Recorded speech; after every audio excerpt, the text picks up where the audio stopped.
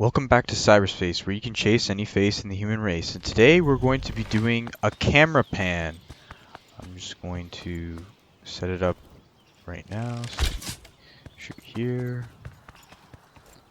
press shift here, use our second ability here, press interact, and you can see the camera pan slowly but surely towards my character. And I'll be teaching you guys today how to do exactly just this. Play of the game.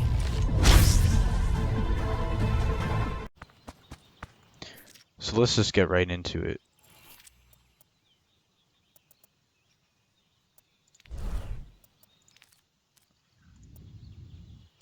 So right now I have a start camera, stop camera, toggle switch, the chase variables, and plotting the points to see how this magic specifically works. I'm actually just going to go through each of these specifically and go over what's interesting about them and the specific sections inside them. So let's go with start camera. So for start camera, it's a simple trick. So we're going to create our first rule. We're going to call it start camera. And what we're going to do is we're going to make it so that when a player variable D turns to true, it's going to start this camera. Also, don't forget ongoing each player. That's important. So you do ongoing each player. We put on event D players true on start camera, and then we're going to actually start the camera. So we're going to start camera right here, and then we're going to want the player to be the event player, the I position to be the first player variable A, and the second player variable to be player variable B. And these are going to be vector points. If you guys don't know what a vector is, it's basically a position in a three-dimensional space where you have 3 points x, y, and z that plot out 3 dimensions. So those are going to be we'll come back later to plotting those specific points, but then we're going to want to stop our camera when this isn't true. So you're just going to simply copy this and paste this right here, the start camera function, and we're going to delete that and put stop camera here. And then we're going to set this to false. So that's the only thing we're going to change, and then we're going to stop camera of the event player. So this is pretty much it for turning on and off the camera. Then we want to do a toggle switch here. So what a toggle switch is, in my previous videos, if you guys seen them, I go over toggles, but I'm going to go over them really quick in this one. So basically what we want to do in this is we want to turn on and off the camera. And for that to happen, we need to check if interact, my favorite button, the interact button is true. And then we turn on the cameras. So we're going to set the player variable that we came up with before, and that's D, player variable D. We're using player variable D for this. So you set up player variable D, and then you set up it to be not player variable D. If you guys don't really know how this toggle kind of works, I go more in depth on explaining it in one of my other tutorial videos on toggling in Overwatch Workshop. This is just a simple toggle, and that's pretty much it. This is the interesting part that we're going to come to. So the chase camera. So this is actually an introduction to chase player variable. I always like introducing new stuff, and I think the chase is a great example of this. So what we're going to want to do is when the button is held, reload. We're going to use a different button this time. Reload. Oh, make sure ongoing each player, always important. And what we want to do with is held but player button reload is true is we're actually going to want to chase player variable at rate or over time, up to you guys. I'm going to do it at rate. We're going to do it at once per second, a rate of 1. And what the destination is, it's going to be player variable C. This will come in handy a bit later. And the player and start at player variable B. So yes.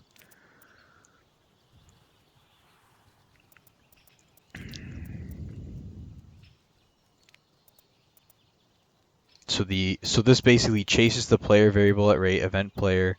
The variable is the player variable B, and it's going to chase it towards C. This is the same thing inside of this. It's simply going to chase that specifically to that direction. So let's say I had my position in one spot and I have it in another spot. The variable will slowly go over to position C and then it'll lock in position C. So this can create a nice pan if you want on your camera if you're going for that specifically. This is a pan camera tutorial, so definitely is important. So we're just going to label this as chase camera to X, and X being the position. So X position.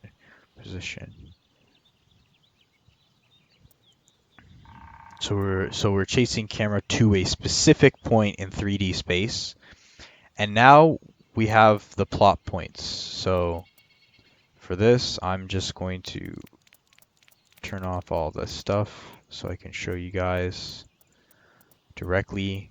So if you go over here to plot a point in any 3D space, we are going to use a button. So button is held, and you're going to want to use, let's say, primary fire to set variable A. So variable A is actually we're going to be using event player. So set player variable A to, we're going to add two things. We're going to add a vector.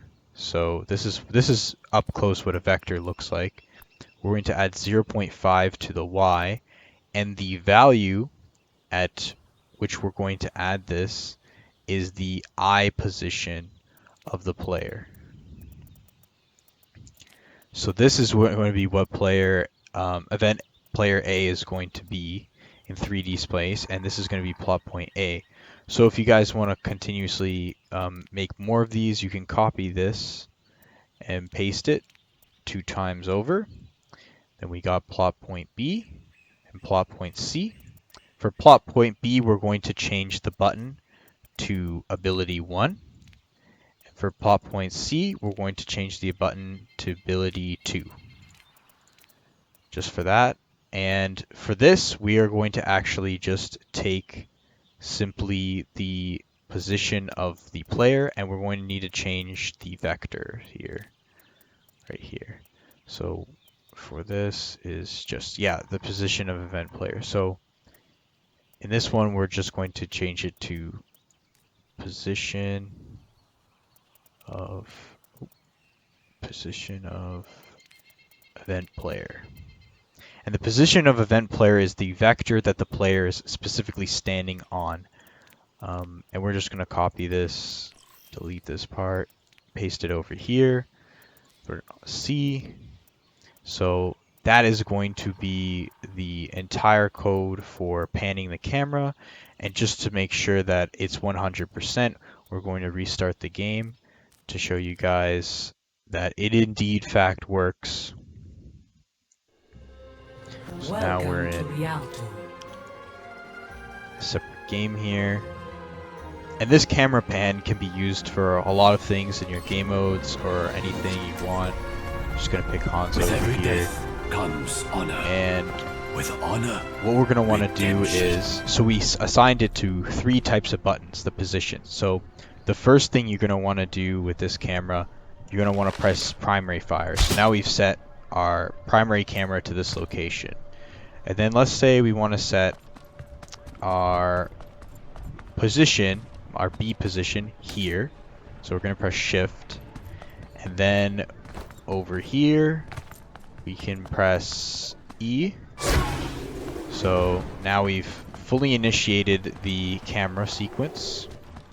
And when you press interact, you're going to see that the camera is going to be where you have A, your position A, and your position B, where you started. And when you press the R button, it is going to simply pan towards C. Very slowly. You can change the rate if you want to whatever number you want. You can increase it, you could decrease it.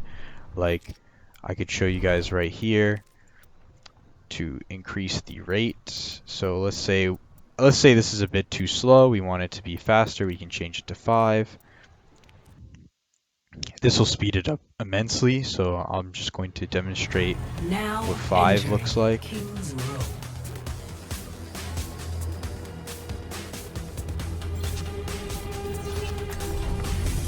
With every death If you guys like this comes video, honor. like, With comment, and honor, subscribe redemption. down below. If you want to see more One Code Workshop, it's nice for you guys to do that because it makes me feel like people actually, you know, care a bit about these One Code workshops that I do with panning and all this cool stuff. I'm planning on to do a bigger project later on, and I'm also doing the HUD text tutorial next week, so you should tune in for that. But here, I'll show you guys what the speed now increased to 5 looks like, much faster, and it's turning around like this. So yeah, that's pretty much it for this tutorial video. There's nothing much more to talk about, so thanks for tuning in, and cyberspace out.